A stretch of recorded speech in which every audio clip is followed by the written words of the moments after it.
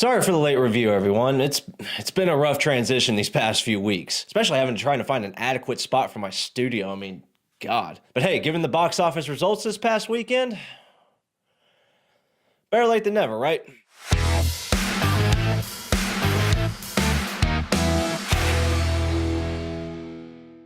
Samuel L. Jackson, James McAvoy, Bruce Willis, Sarah Paulson, and Anya Taylor-Joy are directed by M. Night Shyamalan in the first direct sequel to his Eastrail 177 trilogy, which consisted of Shyamalan's previous installments, Unbreakable back in 2001 and Split released 16 years later. The first two were basically introductions to a fantastical trio of characters who possess supernatural abilities. In Unbreakable, we were introduced to both David Dunn, whose superpower is declared by both his supernatural strength and the ability to receive visions of crime, yet is also debilitated when surrounded by water. And we also meet Elijah Price, aka Mr. Glass, who in reality doesn't have a supernatural ability, but more of an unlikely disadvantage to an existing physical condition known as osteogenesis imperfecta, which in layman's terms means his bones can break very easily. And then a decade and a half later, we're introduced to Kevin Wendell Crumb, aka the Horde, who suffers from DID, dissociative identity disorder, with 23 different personalities, one of which is a dangerous superhuman-like sociopath known as the Beast. What makes him so exceptional is his unnatural strength, agility, a talent for scaling both walls and ceilings, and an unpleasant craving for human flesh. He is played brilliantly by James McAvoy in an Oscar-worthy performance. They were right. Look at you. You're so frightened of us. Dennis and Miss Patricia are in charge because of me. I'm gonna give the light to them now. No one's allowed to make fun of me anymore.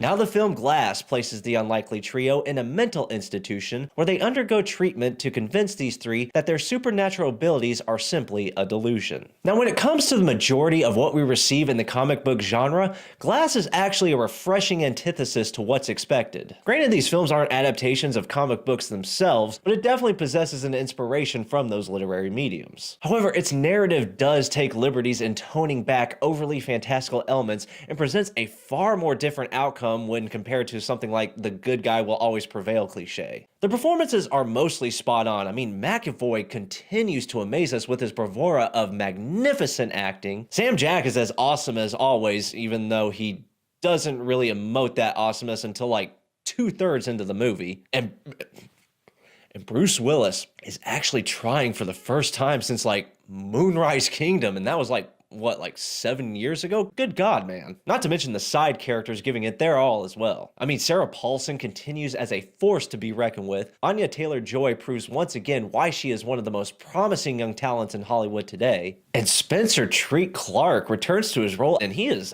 really quite good here. Jeez, I don't think I've seen him since like Mystic River back in 2003. The film is definitely not without its flaws though. I mean, I hate to say it because the guy is like one of the nicest and most sincere dudes in Hollywood, but it is a Shyamalan movie. It still possesses awkward dialogue, including unnatural exposition. Also, the characterization of David Dunn is actually sidelined to a point where the man practically doesn't have an arc like whatsoever. And while everyone did an outstanding job with their performances, there are a few supporting characters that did feel like they were unnecessary to appear other than, hey, these two are famous now, right? Let's add more star power to this movie.